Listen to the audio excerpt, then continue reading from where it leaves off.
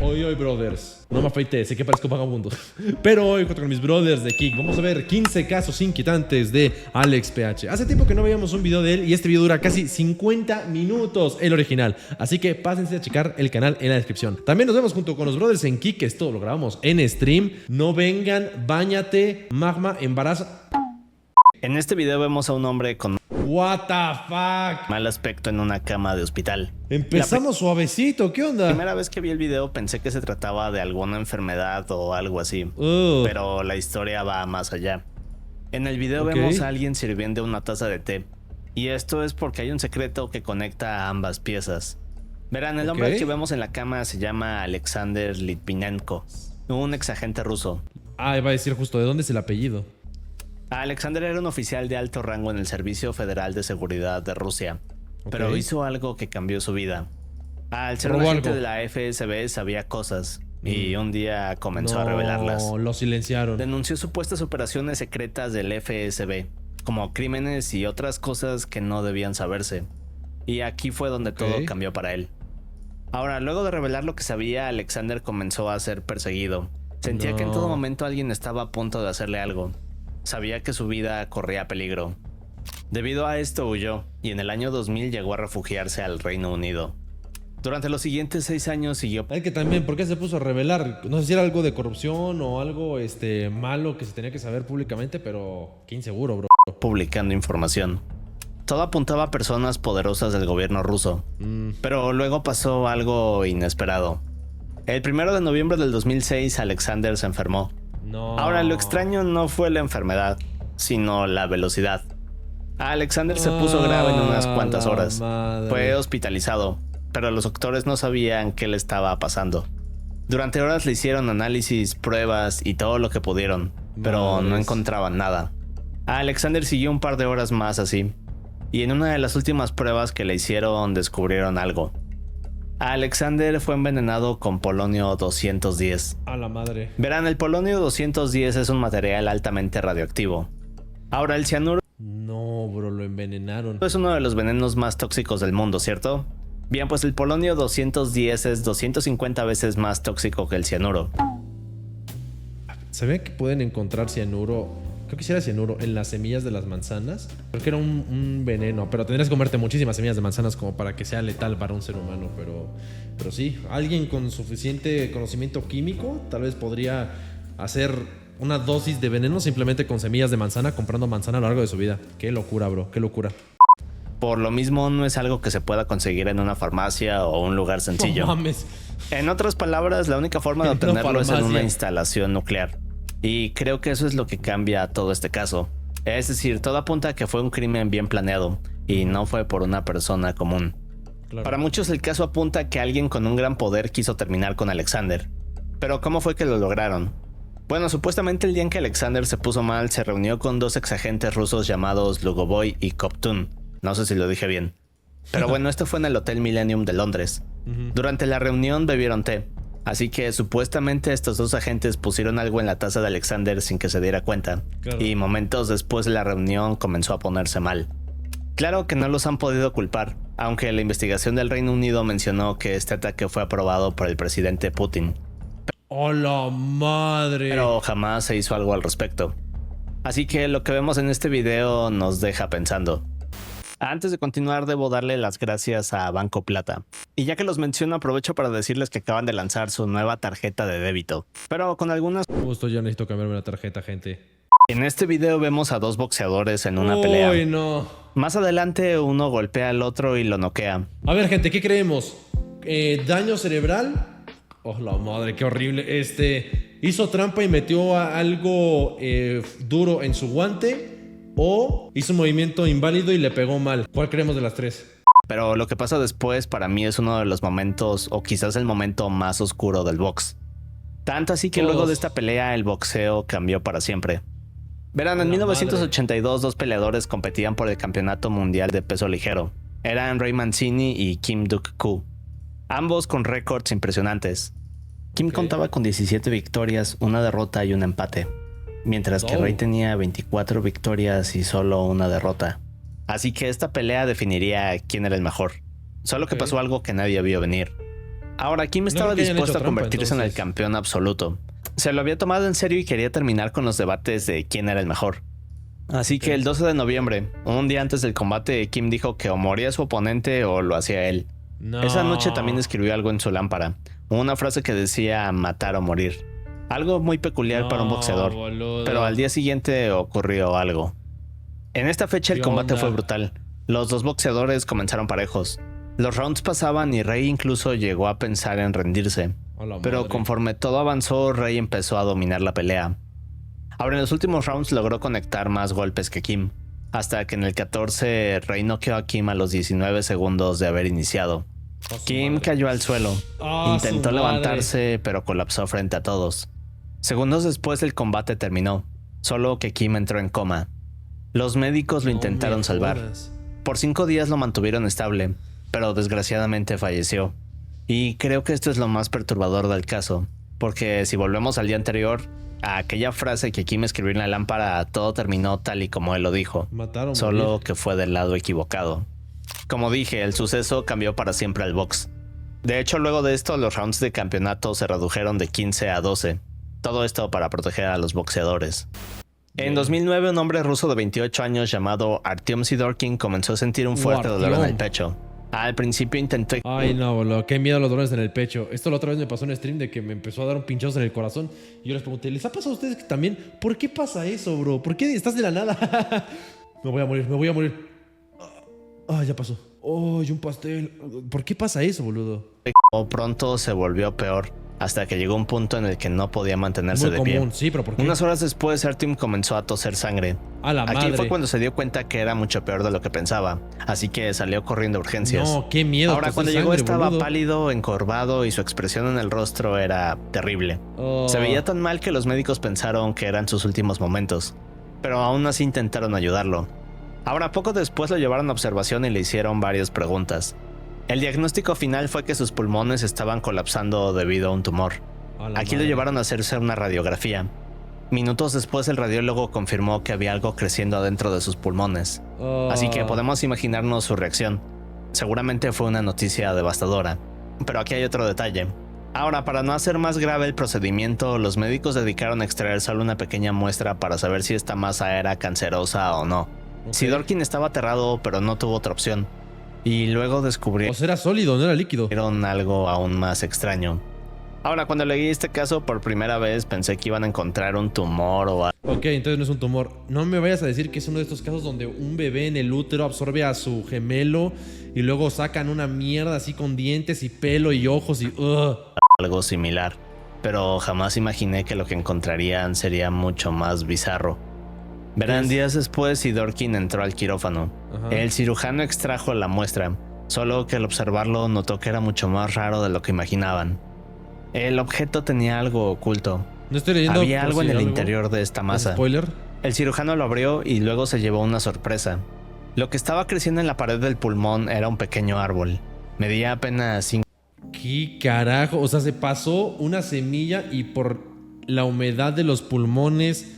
Todo eso se alojó en un pedazo y empezó a crecer. ¡Ah, qué horrible, boludo! 5 centímetros de largo. ¡Qué carajo! El color era verde intenso. ¡No mames! Pero lo más sorprendente es que este árbol estaba vivo y desarrollándose sin ningún problema. Así que, ¿cómo es posible que esto ocurriera? Bueno, los médicos concluyeron que todo fue debido a la profesión de Sidorkin, que era un botánico. Había inhalado una semilla de abeto que quedó alojada en sus pulmones. Así que al crecer el árbol comenzó a mezclarse con todo el tejido pulmonar. Esto fue lo que hizo que tosiera sangre. El caso fue una extraña coincidencia. Ahora, en mi opinión, no sé si a esto se le puede llamar suerte, porque por un lado la semilla se metió a su cuerpo y empezó a crecer ahí. Pero al mismo tiempo fue un alivio que se tratara de esto y no una enfermedad mortal. O sea, sí, algo así como sustos que dan gusto. O sea, pues entonces se lo pudieron quitar, supongo. Bien, cuando los médicos le informaron a Sidorkin que no tenía cáncer, sino un árbol adentro de él, quedó sorprendido. Y al mismo tiempo se sintió aliviado. Existe una foto del caso, pero es bastante grotesca. Espérate. Este es el árbol, entonces este es el pulmón. ¿Le quitaron el...? No, ni en peor le quitaron el pulmón. No entiendo la foto, bro. Este es un ejemplo de un caso perturbador con una explicación médica.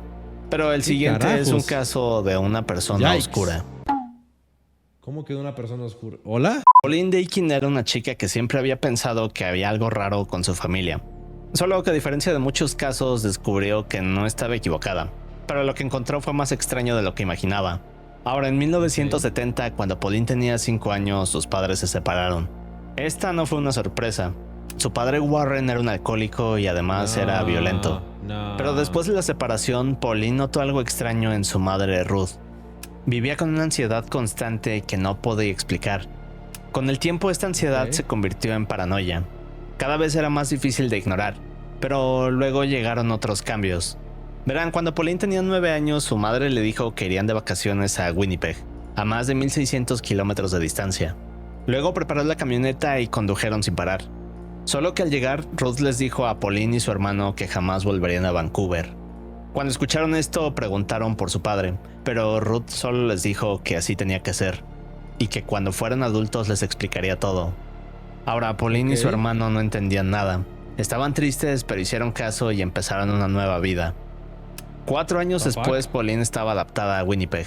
Lo veía como su nuevo hogar, pero su madre les ordenó mudarse de nuevo.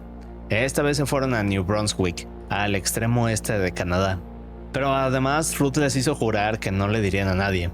La familia permaneció en Brunswick varios años. Pero la ansiedad y... Yo supongo que el secuestrar a las niñas, entonces, bueno, los hijos. Paranoia de Ruth solo empeoraban. Y en 1988 algo cambió. Pauline, que ahora tenía 23 años y vivía con su novio, ya trabajaba como reportera en un periódico local. 23 años, bro, tengo 26. Pero un día su madre la llamó. Le dijo que debían verse en un motel, que por fin le revelaría todo. Era algo que Pauline llevaba esperando años. Más tarde, Pauline encontró a su madre afuera del motel. Estaba caminando nerviosa. Se acercó a saludarla, pero antes de poder hablar, su madre le puso el dedo en los labios y solo le hizo una seña. Luego le pasó un sobre a sus manos. Este decía, no digas nada. También decía que sus joyas estaban intervenidas y que le explicaría adentro. ¡Qué miedo, Pauline boludo! se quedó en silencio y ambas entraron a la habitación. Lo primero que Pauline vio aquí fue a Stan Sears, el reverendo de su iglesia en Vancouver. Su madre le confesó que se habían enamorado y que tenían una relación secreta desde hace muchos años atrás. Pero eso no fue nada comparado con lo que dijo después. Y este es el punto que me sorprendió acerca de esta historia. Verán, su madre le explicó que las mudanzas tenían una razón. El padre de Pauline Warren era un mafioso. Era un miembro de alto rango de esta mafia en Vancouver. Tras la separación, la mafia pensó que Ruth sabía demasiado, así que habían puesto un precio a su cabeza. No, boludo. Stan también tenía una orden. La mafia sabía de su relación con Ruth. Ambos pensaron que lo mejor sería no ir con la policía. Es decir, sabían lo que pasaba con las personas que los delataban. Así que pensaron que lo mejor sería ocultarse. Y aquí es cuando Pauline recordó que durante varios años Stan los había visitado. Pero esto iba más allá. En realidad, Stan se movía con ellos a las distintas ciudades intentando escapar. A la madre. Los tres pasaron horas en la habitación. Pauline hizo todo tipo de preguntas. Descubrió que cada vez que llegaban de la escuela y encontraba a su madre vaciando el refrigerador o haciendo otro tipo de cosas extrañas sin explicación, era porque habían intentado envenenarlas. ¿Qué carajo? Y los 6 cambios de escuela a través de la ciudad fueron porque la mafia descubría dónde estudiaba. Pero aún falta lo peor. No te creo, Cuando terminaron de boludo. platicar, Pauline preguntó cómo mantenerse a salvo. Su madre le explicó que ya estaban dentro de un programa especial de protección. Le dijo que los agentes encubiertos los seguían para mantenerlos a salvo. Luego Stan le entregó una radio. Le dijo que solo lo usara en situaciones de emergencia. Ahora, Pauline preguntó por su padre, pero Ruth respondió que no estaba en la cárcel, sino que estaba en el mismo programa de protección. Incluso le entregó una carta donde su padre explicaba que esperaba a Pauline cuando estuviera lista. Al salir, Stan también le entregó un transmisor GPS magnético. Le dijo que lo pusiera debajo del auto para que los agentes pudieran localizarla. Toda esta nueva información y objetos hizo que Pauline llegara a casa ansiosa. En cuestión de días, su paranoia aumentó. Dejó a su novio, renunció a su trabajo y se cambió de departamento. Solo podemos ponernos en su lugar. Es decir, ella esperaba que en cualquier momento alguien entrara por ella. Luego de varias semanas así, llamó a su madre para decirle que quería entrar al mismo programa de protección que ella. Pero su madre le dijo que el proceso era complejo y que además un agente debía contactarla cuando fuera el momento indicado. Y así pasaron 5 años. Durante este tiempo... Bro, imagínate vivir 5 años así, pensando que tu pareja puede estar ahí encubierta para matarte, una mierda así. Qué puto miedo. Pauline se enamoró de un hombre llamado Kevin, quien se convirtió en su esposo. Pero aquí pasa algo interesante. Puta madre, Kevin. Verán, cuando Pauline comenzó a contarle acerca de todo, empezó a dudar de sí misma. Es decir, ahora que lo decía en voz alta sonaba ridículo. Y pensaba que tal vez la historia de la mafia no era real. Días después de esta conversación, Pauline llamó a su madre. Le gritó histérica diciéndole que alguien había entrado a su departamento. Pauline decía que era la mafia. Ahora, su madre le ordenó no llamar a la policía. Le dijo que ella arreglaría todo. Así que unos minutos después le devolvió la llamada. En esta, Ruth le dijo que habían hablado con Stan y que los agentes que vigilaban la casa de Pauline habían confirmado que efectivamente 2 hombres de la mafia entraron a su casa. ¿Esto era una mentira para ver si la mamá estaba mintiendo o algo así? Pero que ya habían sido detenidos. Fue un gran alivio para Pauline, pero no por haberse salvado de la mafia, sino porque en realidad era una trampa. Y para mí esta es la parte más satisfactoria del caso, por así decirlo. ¿Qué carajo? Verán, Pauline llevaba años sospechando que algo no encajaba, pero necesitaba estar segura. Y cuando probó a su madre, descubrió la verdad. Claro. Verán, Pauline le dijo a su madre que había inventado todo, que nadie había entrado a su departamento y que solo estaba esperando a descubrir la verdad. Gracias a esto entendió todo. Jamás hubo ninguna mafia. Ajá. Su padre tampoco era un mafioso. Todo era una mentira. No Pero entonces, ¿qué pasó? mames. Resulta que Stan padecía de síndrome delirante. Es decir, que aunque parecía una persona normal, en realidad vivía alucinaciones que eran reales. O al menos para él. Pero había una en particular que se repetía, y era que la mafia lo perseguía. Ahora, durante la relación con la madre de Pauline, la transmitió ese delirio a través de algo llamado locura de 2. No. Un síndrome donde la personalidad dominante contagia a la otra. Ay, cabrón, qué carajo. Pauline los confrontó, pero no admitieron la mentira. Para ellos todo era real. Y esta parte me deja pensando. Es decir, si lo vemos desde su perspectiva, Stan y Ruth no mentían. De cierta forma intentaban hacerlo por el bien de Pauline y su hermano. Ajá. Para ellos lo de la mafia era real. De hecho, durante el resto de sus vidas continuaron asegurando que la mafia los perseguía. Y su mayor preocupación al final fue que Pauline abandonó el supuesto programa de protección. Nunca cambiaron ni fallecieron creyendo esta versión. Pauline terminó escribiendo un libro y contando esta experiencia. Es una historia bastante curiosa. Pero no se pusieron en contacto después con el papá. O sea, supongo que capaz por la edad, tal vez petateó, pero... Boludo, qué carajo. Imagínate que te hayan mentido toda tu vida, bro. Qué carajo, alta peli. Fecha es noviembre del 2004. Peter Porco era un hombre de 52 años que vivía en Del Mar, Nueva York. Era secretario de un tribunal de apelaciones. Vivía en una casa de 2 pisos junto con su esposa Joan de 54. Rollo, boludo. Jonathan era su hijo mayor de 23 años. ¿Por qué se ve y que Christopher, el menor de 21, que estudiaba en la Universidad de Rochester. ¿Por qué parecen que eran una familia normal? Pero el 15 de noviembre todo cambió. Verán, ese día Peter se despertó y comenzó su rutina de siempre. Poco después llegó la hora de ir al tribunal. Solo que Peter no llegaba. Ahora, era conocido por ser muy puntual y responsable. Así que cuando no apareció esa mañana, sus compañeros se preocuparon. Lo llamaron, pero no contestó. Horas después enviaron a un oficial para revisar que estuviera bien. Cuando el oficial llegó a la casa, vio algo extraño. Los autos estaban en la entrada. La puerta principal estaba cerrada. El oficial tocó la puerta, pero nadie respondía. Luego probó la manija y se dio cuenta de que la puerta estaba abierta. Cuando lo empujó y dio el primer paso hacia adentro del hogar, notó que algo le impedía caminar. Y cuando miró hacia abajo, lo entendió todo. No. Peter Porco estaba en el suelo, sin vida. Tenía una gran marca en la cabeza. El oficial pidió refuerzos y poco después, mientras investigaban la casa, descubrieron que Joan estaba en el segundo piso. Estaba en su cama. Tenía varias marcas en la cabeza. Todo indicaba que se trataba de un ataque brutal. Sorprendentemente, Joan aún respiraba, así que fue trasladada al hospital. Su cirugía logró salvarle la vida. No me jodas, bro. Y los hijos traían trajes y se veían como fotos de policía, bro. No. Pero tuvo que ser puesta en un coma inducido. No me Luego de esto, la jodas. policía comenzó a trabajar en la escena del crimen, pero descubrieron otros detalles interesantes. Por ejemplo, el sistema de alarma fue destruido. La línea telefónica había sido cortada. La malla de una ventana estaba rasgada. Aquí descubrieron que esta había sido la entrada del agresor. Luego de analizar esto, se dieron cuenta de algo más extraño. Nada había sido robado. La cartera de Peter tenía dinero y aún estaba en casa. Las joyas costosas de Joan estaban intactas. Pero cuando revisaron las demás habitaciones encontraron algo. Un hacha de bombero que pertenecía a los Porco.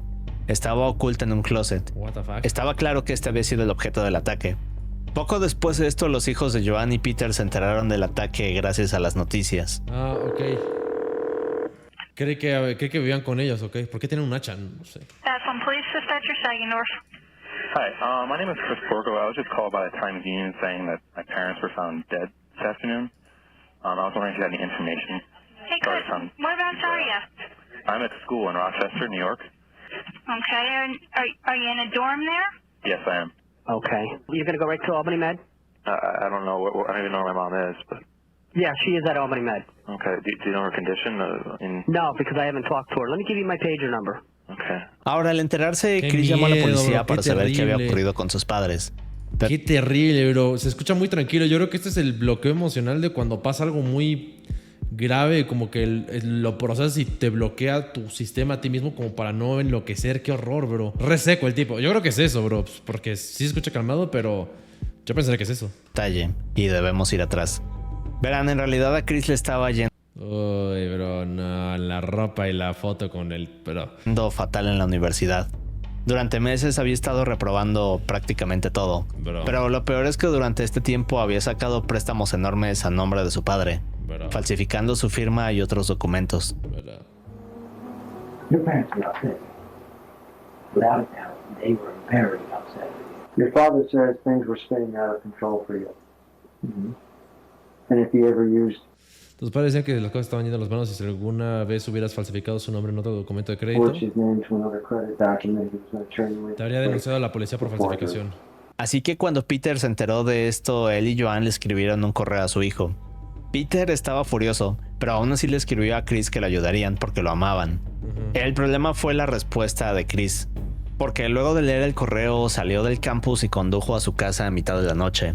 Cuando llegó se metió con cuidado por la ventana y me atacó a sus jodas. padres mientras dormían. Qué carajo. Pero más allá del ataque, creo que lo perturbador es lo que pasa después. Maldito enfermo. Y como siempre decimos aquí, la realidad supera la ficción.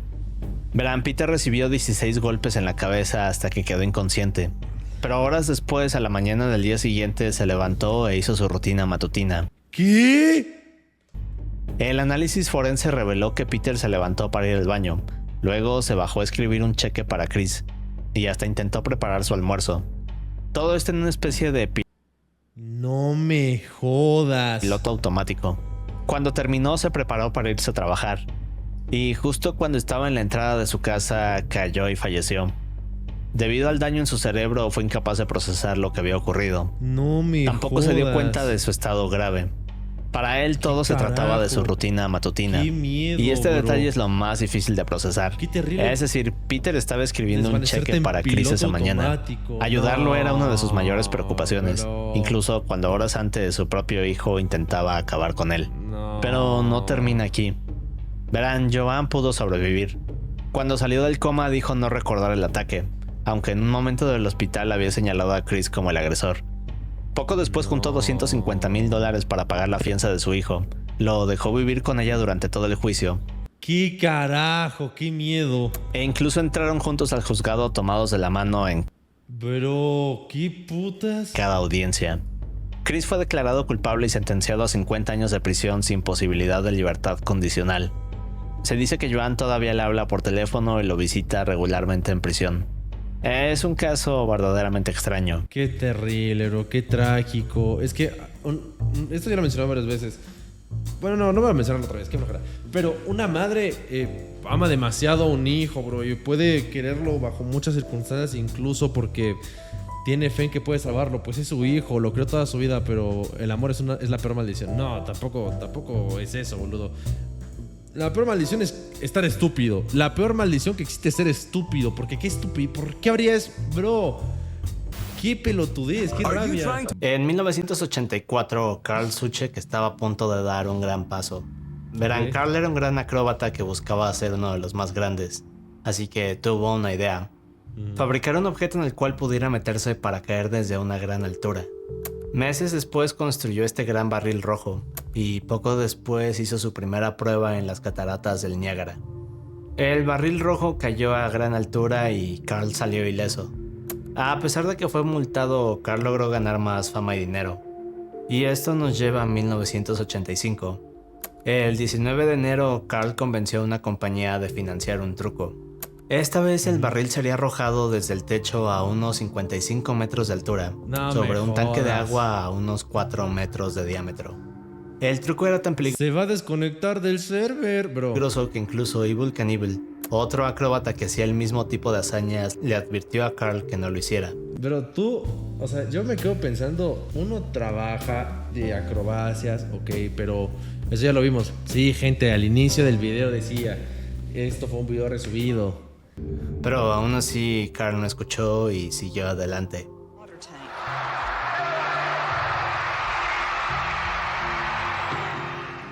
Es que, bro, el impacto, aunque sea agua, estás dentro de un lugar sólido, bro.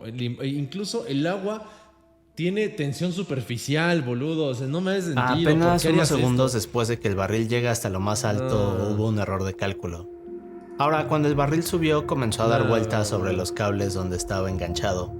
La idea era que quien controlara el dispositivo debía esperar a que el barril dejara de girar y luego soltarlo. Pero en vez de eso, el barril fue liberado apenas unos segundos luego de llegar hasta lo más alto. Mientras caía, giró fuera de control y golpeó el borde del tanque. El impacto fue brutal. Y una hora después, Carl falleció. Bro. Lo más triste es que nadie en el estadio se dio cuenta de la gravedad de lo que había ocurrido. Entrevistaron a personas después del evento. Claro, creen y que era todos espectáculo. pensaban que aún estaba vivo. ¿Conocen los Pocky? Esos palitos de galleta cubiertos con chocolate. Este no lo hemos... Bro, Bueno, son hechos por Glico, una de las compañías de alimentos más grandes de Japón. Pero detrás de este dulce inocente hay una historia oscura. ay Dios. Verán, en 1984 alguien secuestró al presidente de Glico. La noche del 18 de marzo de 1984, varios hombres enmascarados entraron a la casa de Katsuhisa Sasaki en Osaka. Lo sacaron de la bañera, ataron a toda su familia y luego se lo llevaron a un almacén. Oh, la madre. Ahí lo amarraron en un poste. Poco después, un ejecutivo ¿Qué tendrá esto que ver con Pocky, bro? de Glico recibió una llamada dirigiéndola a una cabina telefónica, donde había una nota de rescate. 1.000 millones de yenes a cambio de tener a su presidente de vuelta. La policía comenzó una investigación, pero días después Sasaki logró escapar. Y aquí es cuando todo se vuelve extraño. Ahora, la policía no logró descubrir quién estaba detrás del secuestro. Entonces comenzaron a recibir cartas de alguien que se hacía llamar el monstruo con 21 caras. La primera carta se burlaba de la policía. Los llamaba inútiles, los acusaba de robar impuestos, les daba Madres. pistas sobre cómo resolver el crimen. Por ejemplo, les dieron el color del auto en el que secuestraron a Sasaki. Y además dejaron otros detalles que solo los secuestradores podrían saber. Pero esto fue solo el comienzo. Verán, el monstruo con 21 caras ¿Por qué la gente tiene esto de que quieren que descubran su crimen? O sea, sepan quiénes son. Por el hecho del reconocimiento, ¿no? De, ¿quién podría ser el enfermo que hizo esto? Oh, soy yo, soy yo. comenzó a enviar Supongo cartas que a la será prensa, eso, ¿no? noticieros y otras compañías de alimentos. También provocaron incendios en instalaciones de Glico. Su madre. Amenazaron a Qué otras empresas y luego enviaron una carta a Morinaga, otra compañía de dulces. La carta confesaba que habían colocado 20 cajas de dulces con cianuro en estantes de tiendas a lo largo de todo la Japón. madre, La policía bro. pudo encontrarlas todas, pero aquí está ¿Cómo? lo extraño. Las cajas tenían estas etiquetas grandes que decían contener cianuro y que no debían ser consumidos. Así que quizás el monstruo de 21 caras no quería hacerle daño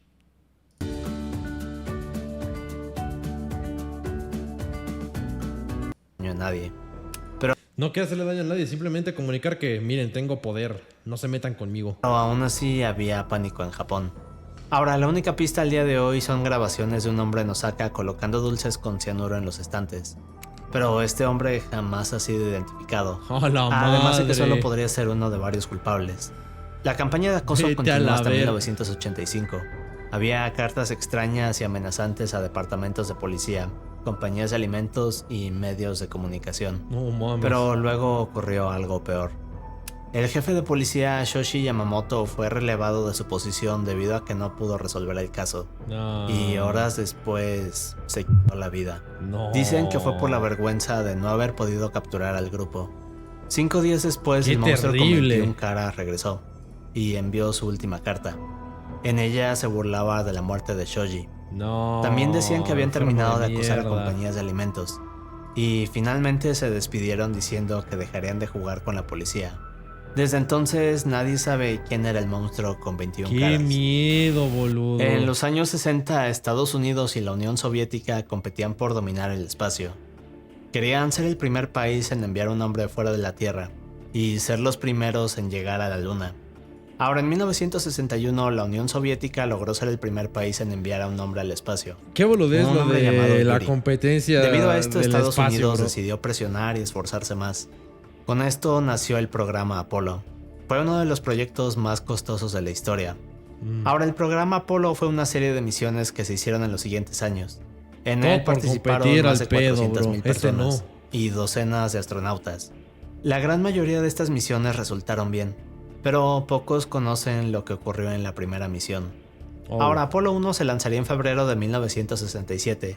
Sería la primera misión en poner al hombre en la Luna. En la tripulación había 3 miembros: el comandante Gus Grimson, Edward White y Roger Caffey. Los 3 pilotos estaban ansiosos por darle la victoria a su país. Sin embargo, no imaginaban que este sería su último vuelo espacial. El 27 de enero de 1967 era un día como cualquier otro, pero estaba a punto de convertirse en uno de los momentos más oscuros de la NASA. Durante esta prueba, Gus, Edward y Roger entraron al módulo de comando, una sección donde los astronautas se sientan durante el vuelo y que contiene una gran cantidad de oxígeno. Ahora, podríamos pensar que ¿Este no fue el que explotó por el oxígeno o algo así? esto es algo bueno, ¿cierto? Bien, en este caso no tanto. Verán, de las 400,000 personas trabajando en el proyecto, hubo muchas que advirtieron sobre los riesgos de tener tanto oxígeno. Porque tenían otros cálculos que eran dióxido de carbono, el aire que retraían los pulmones, el aire que traía... No me acuerdo si era algo así esto, ¿no? Aquí. Pero las personas a cargo del proyecto decidieron Les que valió esta ver. era la mejor opción. El problema es que nadie se aseguró de revisar bien el módulo. Un error muy grave, porque de haberlo hecho se hubieran dado cuenta que había cables defectuosos. Ah, no. Durante la prueba hubo un cortocircuito que causó una chispa. Así que combinando esto con la gran cantidad de oxígeno en el interior, ocasionó un incendio terrible. Pero lo peor fue cuando la Mierda. tripulación se dio cuenta de lo que estaba sucediendo. O mejor dicho, cuando se dieron cuenta que estos serían sus últimos momentos con vida.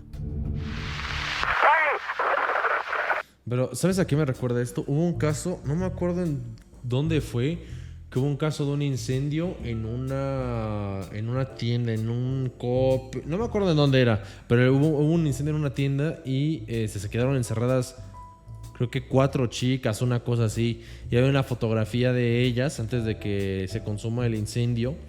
Fue acá. ¿Dónde es acá? Fue en México, ¿no? No sé. Y estaban abrazándose y estaban llorando porque ya estaban resignadas a que iban a ser sus últimos momentos. Y es una foto terrible, bro. Terrible. En Perú algo parecido. No sé, sí fue en Coppel, no sé, pero me acuerdo que era un incendio y se veía el humo y eran como 4 chicas. 2 estaban abrazando, otra estaba de brazos cruzados esperando y otra estaba llorando. Una cosa así terrible. Enciende la cabina. Enciende obra de madres, bro. Nos estamos quemando. Verán, debido a la cantidad de oxígeno dentro del módulo, no. en el interior se acumulaba una gran cantidad de presión. Como mecanismo de seguridad, el módulo tenía una puerta que únicamente se podría abrir desde adentro. Esto No, para evitar accidentes. Así que era imposible intentar forzar la puerta a abrirse desde afuera. Lo que parecía ser un mecanismo de seguridad en realidad terminó convirtiéndose en un gran error. El personal intentó hacer todo lo posible por sacar a los astronautas. Carajo, qué horror. A pesar de todos los esfuerzos, nadie pudo escapar. Luego del suceso, los investigadores estimaron que la temperatura al momento del accidente fue de 1400 grados Celsius. No, bro. No hubo Qué ninguna horror, sí, posibilidad ¿no? de sobrevivir a esto. Pero lo más aterrador del caso es la foto final. Ah, boludo. Es que piensa que se incineró por dentro. Qué horror. Aquí podemos ver los trajes carbonizados. Lo peor de todo es que esta fue una falla que era fácilmente previsible. Y la razón principal de haber omitido esto fue por la presión de ganarle a la Unión Soviética. Sí, no, qué pelotudez. Después del fallo, la NASA tuvo que enfrentarse a la presión. El programa Apolo se detuvo casi 20 meses. La nave espacial tuvo que ser rediseñada. Ahora, mucha gente dice que Gus, Edward y Roger perdieron sus vidas por el bien del país. Pero realmente esto no fue un accidente, sino una consecuencia del ego detrás de todo el proyecto. ¿Yo? ¿Solo yo? ¿Construyendo mi app? A ver, vete En julio de 1974, una niña de 12 años caminaba por las dunas Royce Point en Princetown, Massachusetts. De pronto, su perro se adelantó olfateando algo entre la arena. La niña lo siguió, y lo que encontró ahí fue un cuerpo. Estaba envuelto en una toalla blanca. Este se encontraba en estado de descomposición avanzada. También mostraba señales de violencia extrema. Pero además, quien hizo esto se aseguró de deshacerse de todas las partes que pudieran confirmar la identidad de esta persona. Así que esto demostraba que había un plan elaborado. Durante casi 50 años fue un caso sin resolver, conocido como la Dama de las Dunas, uno de los misterios más antiguos de Massachusetts. Ahora, aquí surgieron varias pistas, pero todas llevaban a callejones sin salida. Se hicieron exhumaciones, reconstrucciones faciales, comparaciones con miles de desaparecidos, y nada funcionó. Nadie sabía quién era esta mujer, ni quién le hizo esto. Ahora, en los años 70 no existían bases de ADN ni las técnicas forenses que existen hoy, pero eso nos lleva a octubre del 2022. ¿Cómo obtienen bases de ADN allá, boludo? ¿Hay bases de ADN en Latinoamérica? No tengo ni puta idea. Donde todo cambió. El FBI identificó a esta mujer usando genealogía genética, es decir, combinaron su ADN con árboles familiares públicos. La mujer resultó ser Ruth Marie Terry, de 37 años y originaria de Tennessee. ¿Sí? ¿Cómo? Esta fue la primera gran pista. ¿De dónde la sacan? Caso. ¿Cómo hacen? Ahora, la pregunta era ¿quién estaba detrás del crimen? Bien, la investigación llevó al FBI a un hombre llamado Guy Rockwell Moldavin. Verán, Ruth y Guy se casaron apenas 5 meses antes del crimen. Ahora, Guy había sido el principal sospechoso en la desaparición y muerte de su otra esposa y su hijastra, en Seattle durante el año 1960, pero nunca lo condenaron. Tras confirmar el matrimonio, los viajes de la pareja y que Ruth cortó contacto con su familia después de estar con él, las autoridades concluyeron oficialmente en 2023 que Guy fue el responsable de su fallecimiento. Solo que había un inconveniente. Guy falleció en 2002, así que aunque confirmaron que él estuvo detrás de todo, nunca pudo ser llevado a un juicio. Es un caso donde la justicia llegó, pero era demasiado tarde. El 28 de febrero de 1989 en Miyakojima, un pueblo de Japón, una maestra de primaria de 23 años regresa a su apartamento en un edificio de docentes después de un gran día de trabajo. La chica va al baño, de estos baños japoneses tradicionales que están al ras del suelo. Pero entonces nota algo. Debajo del baño, apenas visible a través del hueco, había un zapato negro. Así que cuando la chica ve esto, avisa a la policía. Y más tarde, cuando los rescatistas inspeccionan el sistema séptico bajo el baño, encuentran algo. Un cuerpo atorado en el acueducto. Recuerdo que era cuando estaba abrazando una cosa, pero la teoría, porque creo que nunca se resolvió, ¿no? La teoría era que la persona estaba huyendo, se metió aquí, se escondió y se atoró. O que se metió aquí para fisgonear, pero nadie sabía cuál de las dos era, ¿no? Solo que muchos en el pueblo nunca creyeron esa versión. Es decir, las dimensiones del tanque y la posición del cuerpo hacían muy difícil de creerla. Además de esto, uno de los zapatos de Naoyuki se encontró fuera del sistema de tuberías, en una zanja a varios metros del edificio, lo que para muchos significa que lo que le pasó a Naoyuki fue fuera de las instalaciones. Pero hay algo más raro. Se dice que Naoyuki conocía a la maestra que lo encontró. Fue a través de su novio. Se dice que Naoyuki incluso la había ayudado con llamadas de acoso telefónico. No. Y esto nos lleva a la siguiente teoría, que quizás alguien que quería vengarse de él lo obligó a entrar aquí, o que lo atacó antes, y luego lo colocó aquí para simular un accidente. En 2004 el caso se cerró. Oficialmente no se considera un asesinato, pero para muchos sigue siendo un misterio sin resolver. El 26 Cuota semanal, Ozzy Magma, te quiero mucho, la tiro, maldición, es real, se cayó la luz y se fue por 3 horas, ¿cuántas cuotas me faltan? No mames, ¿cuotas para qué? Gracias Black Skull por esos 500 kicks. La tiro maldición, ya saben gente, suscríbanse si no quieren que se les vaya la luz o se les corte el agua o yo qué sé, les caiga un rayo. Oh, no mames. Gracias por esos 500 Black Skull. De junio de 1995, la Policía Estatal de Virginia llega a investigar un accidente automovilístico. Frente a ellos hay una furgoneta que se salió de la carretera. Al interior hay 2 pasajeros sin vida. Ahora el conductor fue identificado. Era Michael Lee Hager, de 21 años, estudiante de la Universidad de Carolina del Sur. De acuerdo con el reporte, Michael se quedó dormido mientras conducía en un viaje de regreso. El problema es que el segundo chico no fue tan fácil de identificar. El accidente fue tan terrible así, ¿no? Que quedó irreconocible. Las únicas pistas estaban en el sitio del accidente. El chico tenía entre 16 y 21 años. Cabello largo, castaño claro. Un tatuaje casero de una estrella de 5 puntas en el brazo izquierdo. Llevaba unos jeans y una camiseta de Grateful Dead. Bro. Y en su ropa encontraron algo más. Una nota. Esta decía: para Jason, siento que tuviéramos que irnos. Nos vemos. Caroline O y Caroline T. ¿Qué carajo? Ahora, la nota venía con 2 boletos de conciertos de Grateful Dead. Estaban fechados entre el 24 de junio de 1994 y el 25 de junio de 1995. ¡Uy, unas papas, hijo de puta! ¡Qué rico, qué hambre! Junto a la nota había un número de teléfono. Pero a pesar de todo esto, la policía no pudo resolver el caso. Con el tiempo la gente empezó a llamarlo Grateful Doe. Verán, en Estados Unidos, cuando una persona no puede ser identificada, se le da el nombre genérico de John Doe. En este caso, el chico llevaba puesta una playera de la banda que mencionamos. Doe, literalmente. Ay, perdón, gente, que mierda. Grateful Dead. Y fue así como se ganó este apodo. Ahora, durante años, el chico continuó sin ser identificado. Nadie sabía quién era. La familia del conductor no tenía idea de quién era esta persona. No sabían por qué su hijo estaba conduciendo con él. Con el paso del tiempo se crearon varios bocetos, reconstrucciones y retratos de la supuesta apariencia. ¿Quiénes son estos chicos? ¿Quién es este, bro? ¿Quién es este? De esta persona. Después de que comenzaron a circular estas imágenes, comunidades de Reddit, Imgur y Facebook comenzaron a investigar. Damn. Primero difundieron una reconstrucción. Esta era más detallada. What the fuck? E incluso pusieron el tatuaje y los boletos en ella.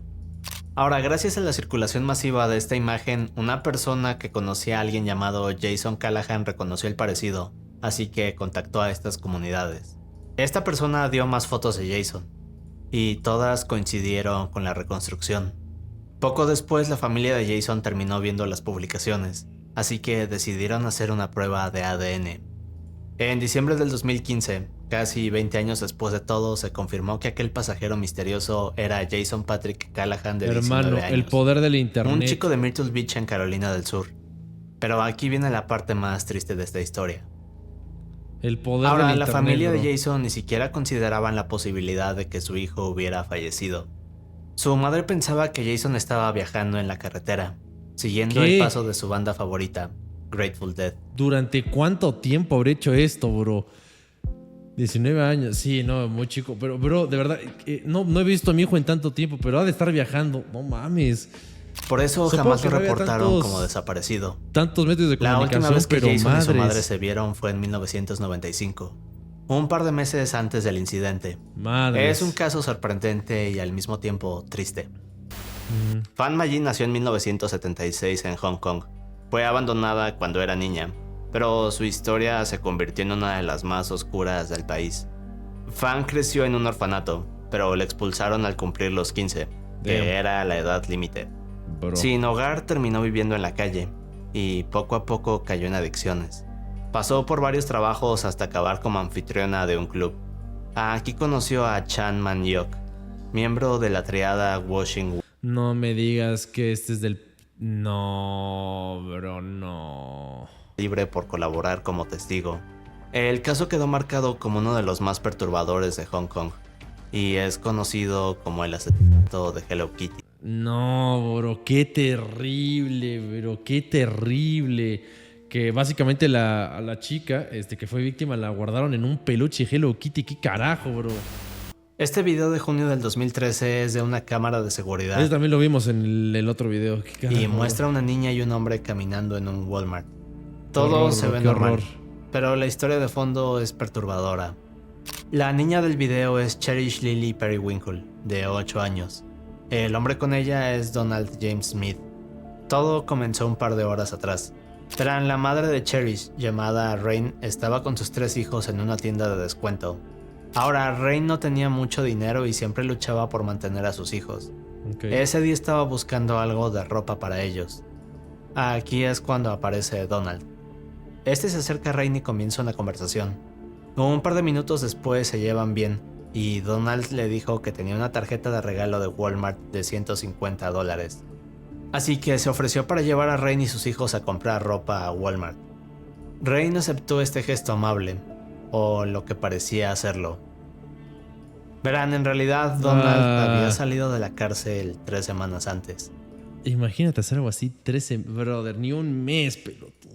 Era un depredador con un gran historial criminal hacia menores desde los años 70. Durante 2 horas, Rain y los niños estuvieron caminando a su lado por Walmart. Donald los fue engañando poco a poco, hasta que Rain confió totalmente en él. Qué desagradable. Pero a las 10:30 todo cambió. Donald le dijo a Rain que llevaría a Cherish al McDonald's que estaba dentro de Walmart para comprarle comida. En este punto, Rain confiaba ciegamente en él, así que dijo que estaba bien. Pero Donald y Cherish nunca fueron al McDonald's. Las cámaras de seguridad los grabaron caminando hacia la salida, y luego mostraron a Donald metiendo a Cherish a su furgoneta blanca para luego huir. Cuando este país se une, no hay cielo que alcance. Volemos juntos por México. Volaris. 30 minutos después, Rain se dio cuenta de que la habían engañado. Llamó a la policía y 4 horas después emitió una alerta Amber, pero era muy tarde. Cherish fue encontrada la mañana siguiente cerca de un arroyo. Estaba sin vida. La policía no tardó mucho en encontrar a Donald. En 2018 fue declarado culpable de secuestro, abuso sexual y asesinato. Fue sentenciado a pena de muerte y actualmente está en el corredor de la muerte de Florida. Verán, existía un sitio web llamado Poorly Planned Comics, creado por un tal Jack Masters. Ahora este webcomic fue creado en 2007, pero eliminado hace unos años. Aún existen algunos archivos en internet, pero hay una historia terrible detrás. Verán, el sitio presentaba varios cómics con diferentes historias y personajes. Era difícil encontrar sentido a estos cómics hechos en Microsoft Paint. Ahora el sitio se fue expandiendo hasta el año 2010 aproximadamente. Un tema recurrente es que los personajes de las historias rompían la cuarta pared, así que los veíamos discutir con el autor. ¿Cuál era este? No me acuerdo. Digamos que era como si el cómic se desarmara ante todos, por así decirlo. El cómic a veces mostraba un tono filosófico, con referencias a la conciencia, arte, la obsesión y la salud mental. Pero es aquí cuando el tono cambia. No me acuerdo. A lo largo de la serie se creó algo así como un rompecabezas secreto, que hasta el día de hoy nadie ha resuelto totalmente. Y todo esto nos lleva a lo más notable de esta mega historia, el último cómic titulado El Final. Verán, esta parte de la historia habla del final de la vida del autor, o más bien es una nota de desvivimiento. En su última nota, Jack dice: si estás leyendo esto, estoy desvivido. Al inicio muchos pensaron que esto podría ser una historia falsa, pero luego ocurrió algo. Alguien descubrió un obituario en Madison, Wisconsin. Este confirmaba el desvivimiento de un tal Jack Masters. El obituario incluye la fecha, edad y otros detalles que parecen encajar con la nota final del autor. Así que todo indica que es una historia real. Y esto es lo desgarrador. Jack mostró su talento en decenas de piezas de internet, pero por otro lado había alertas, paranoia, obsesión y el tormento en su interior. En este video de seguridad, un hombre en un aeropuerto. ¿Cuál era? Este es el último caso. Había sido un man que estaba intentando salir del aeropuerto y que nunca lo encontraron o algo así. No me acuerdo. Parece buscar una forma. Este es el último caso. Ahora, para dar contexto, esto pasó la noche de Año Nuevo del 2024. El hombre que vemos es Kyler Effinger. Tengo muy mala memoria, bros. Esta noche Kyler tomaría un vuelo para ir a visitar a su abuelo enfermo, pero hubo un error. o más bien creo varios que ya errores. ¿El de Todo la se fue turbina? acumulando. No. Y a eso de las 9:50, el gerente de una tienda reportó un incidente con un pasajero, Kyler. Apenas que tenía llegó que llegar sintió a que algo verlo, ¿o no no? estaba bien. El personal de seguridad lo vigilaba demasiado. Poco antes de abordar lo detuvieron para interrogarlo. Le dijeron que era una amenaza. Ahora Kyler no entendía por qué lo trataban así que comenzó a ponerse nervioso y a enfadarse. Intentaba explicar que solo iría a visitar a su abuelo, pero la seguridad insistía en que no era cierto. Gracias a esto, Kyler perdió su vuelo.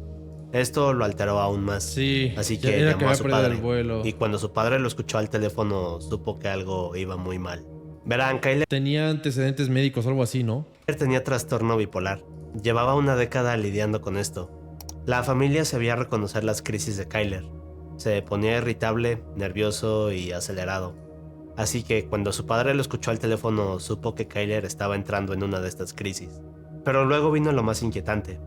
Las cámaras del lugar mostraron a Kyler intentando abrir puertas y ventanas. Luego lo vemos bajar por unas escaleras, hasta que finalmente encuentra una salida. Ahora la seguridad lo estaba persiguiendo, pero cuando cruzaron la puerta de salida que Kyler había usado, ya no estaba. Solo encontraron su ropa y zapatos. ¿Qué carajo?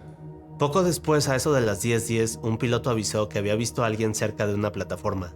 Aquí es cuando comienzan a revisar las cámaras de seguridad y descubren algo. Un video donde se ve a Kyler corriendo por la pista, directo hacia un avión en movimiento.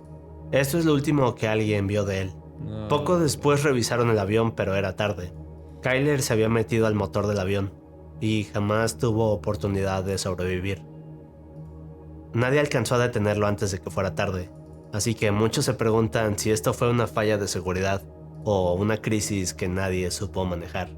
Luego del incidente, la familia de Kyler pidió que su historia se conociera para mostrar la importancia de tratar este tipo de trastornos. Qué terrible, bro. Este último fue, según yo, de que, digamos, negligencia, porque obviamente los aeropuertos tienen que tener cuidado con las personas y todo eso para ver que todo esté bien, porque hay mucha gente ahí y todo eso. Pero no sé si el pibe había informado de la condición que tenía, pero qué terrible, bro. No sé cómo están construidos los aviones, pero pensar que te puedes meter por una turbina, qué terrible, bro. Si les gustó el video, recuerden checar el canal de Alex PH, que nos vemos en stream junto con los brothers en Kick.